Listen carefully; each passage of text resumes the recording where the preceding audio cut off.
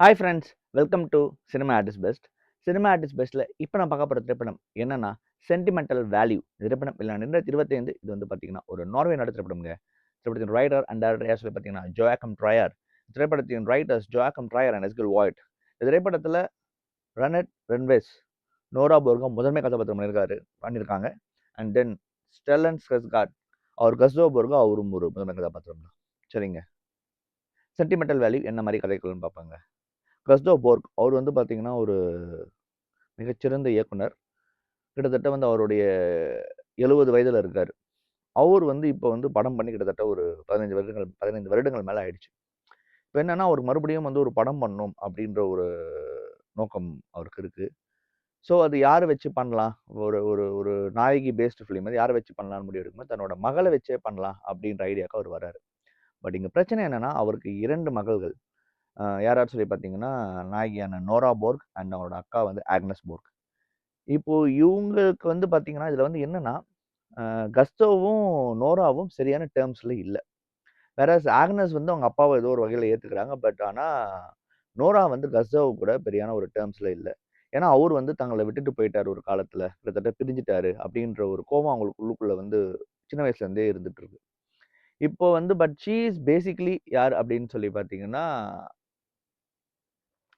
On artist, theatre artist. அப்ப அப்படிப்பட்ட ஒரு தியேட்டர் ஆர்டிஸ்ட் அப்படின்னும்போது, அவங்க வந்து ஒரு ஃபிலிம்ஸ்ல வந்து பண்ணதில்ல. But she is theatre artist. சரி, she is basic artist. But இங்க என்னன்னா, அவங்க அப்பாவுக்கு வந்து தான் மகள வச்சு பண்ணலாம் அப்படின்னு முடிவெடுத்து இவகிட்ட கதைய சொல்லி வரும்போது, ஸ்கிரிப்ட்ட குடுக்கும்போது, அவ ரெஃப்யூஸ் பண்ணிட்டு போயிடுறா. எனக்கு விருப்பம் இல்லன்னு சொல்லிட்டு. "இல்ல நீ கதைய படி. படிச்சீன்னா நீ உள்ள வருவ. இல்ல முடியாதுன்னு" சொல்லிட்டு போயிடுறா. ஸோ இதனால என்ன ஆகுதுன்னா, அவங்க அப்பா வந்து வேற வழி இல்லாம ஒரு ஒரு ஒரு ஒரு மனநிலை தயக்க மனநிலையில இருக்காரு. Because he need finance and everything. But அப்ப என்ன ஆகுதுன்னா, அவர் வந்து பழம்பெரும் ஒரு இயக்குனர்ன்றதுனால, அவரோட ரெட்ரோஸ்பெக்டிவ் வந்து ஒரு ஃபிலிம் ஃபெஸ்டிவல்ல வந்து ஸ்க்ரீன் பண்ணப்படுது. அந்த ஃபிலிம் ஃபெஸ்டிவலுக்கு போம்போது, அங்க இருக்கிற ஒரு நடிகை, ரேச்சல் என்ற ஒரு கரண்ட்ல இருக்க ஒரு மிகச்சிறந்த நடிகை. அவங்கக்குள்ள வந்து இவருக்கு வந்து பார்த்தீங்கன்னா, ஒரு ஒரு பேச்சுவார்த்தை ஏற்படுது. அதுல வந்து அவங்க வந்து அவரோட படத்த ரெட்ரோஸ்பெக்டிவ் ஃபிலிம பார்த்துட்டு இவர கூப்பிடுறாங்க ஒரு பார்ட்டிக்கு. அப்ப அவங்க 2 பேரும் பேசிக்கும்போது, அப்ப இந்த படத்த பத்தி அவர் சொல்றாரு. சொல்லும்போது ஷி இஸ் பீன் அக்ரீட். இப்ப என்னன்னா, ரேச்சல் வந்து இங்க இந்த படத்தோட ஷூட்டிங் எங்க நடக்குதுன்னா, சொந்த வீட்லயே நடத்தலாம்னு முடிவு எடுக்குறாரு. ஸோ அங்க வந்து அதுக்கு முன்னாடி அங்க இருக்கிற அந்த ஃபீலிங்ஸ வந்து உணரணும். இது வீட்டுக்குள்ள இங்க வந்து நீங்க எல்லாமே என்னென்ன இருக்கு, நான் எப்படிப்பட்ட ஃபிலிம் பண்ண போறேன்றத வந்து நீங்க வந்து ஃபுல்லா இது எப்படி சொல்லுவாங்கன்னா வந்து, ஒரு டயலாக் மோடுன்னு சொல்லுவாங்க. அதாவது வந்து படம் வந்து ஷூட் போறதுக்கு முன்னாடி ஒரு டயலாக் மோட் வந்து எல்லா டைரக்டர்ஸுமே நடிகர், நடிகையோட பண்ணுவாங்க. ஸோ அதே பாயிண்ட் தான்.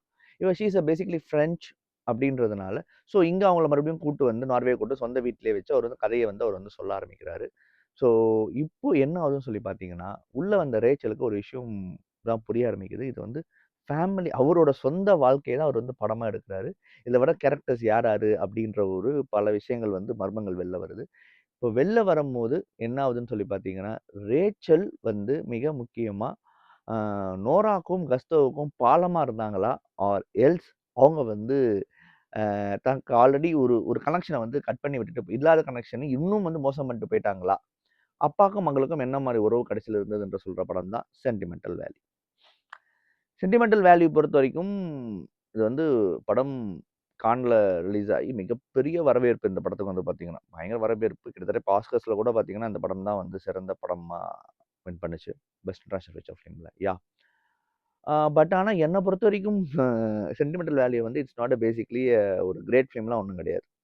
இது வந்து ஒரு கிரேட் ஃபிலிம் கிடையாது. ஜோக்கம் ட்ரையரோட ஃபிலிம்ஸ் தான் நான் ஆல்ரெடி பார்த்துருக்கேன். அவர் எப்பவுமே என்ன ஒரு விஷயம் ப்ளே பண்ணுவாருன்னா, அழகா எமோஷன்ஸ கேரி பண்ணி கொண்டு வர கேரக்டர்ஸ ரெடி பண்ணிட்டு, ஸோ அவங்க மூலியமா கதைய நகர்த்துவார். இதுதான் வந்து அவருடைய ஸ்டைலே. அவருடைய எல்லா படத்துலயுமே அதுதான் இருக்கும்.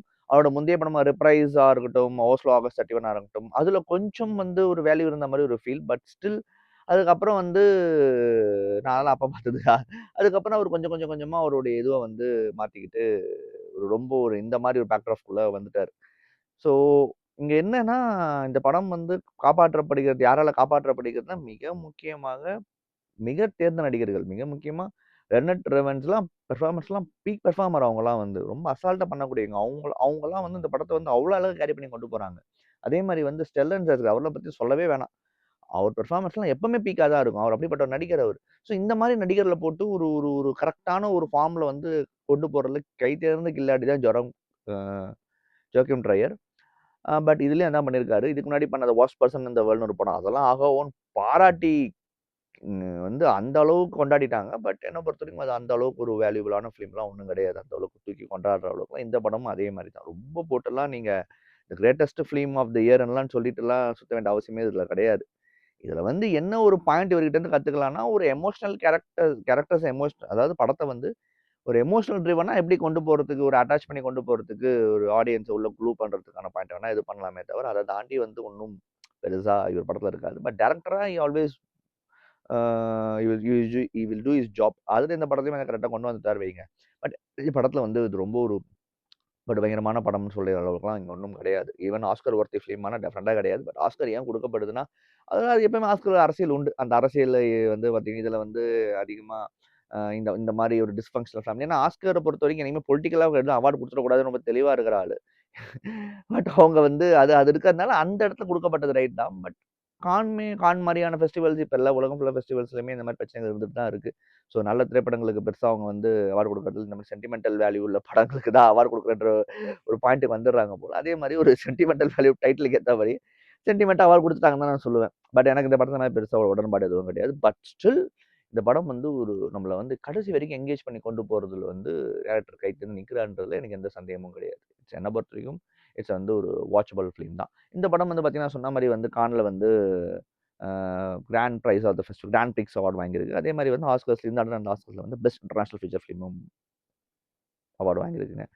என்ன பொறுத்தவரைக்கும் இது வந்து ஒரு ஓகேயிஷ் ஒரு வாட்சபிள் மூவின்றதுல எனக்கு எந்த சந்தேகமும் கிடையாதுங்க. மறுபடியும் தரமான உலக cinema audio, regional cinema audio இல்ல ஷார்ட் ஃபிலிம் ஆடியோ சந்திக்கிறேன். நன்றி, வணக்கம்.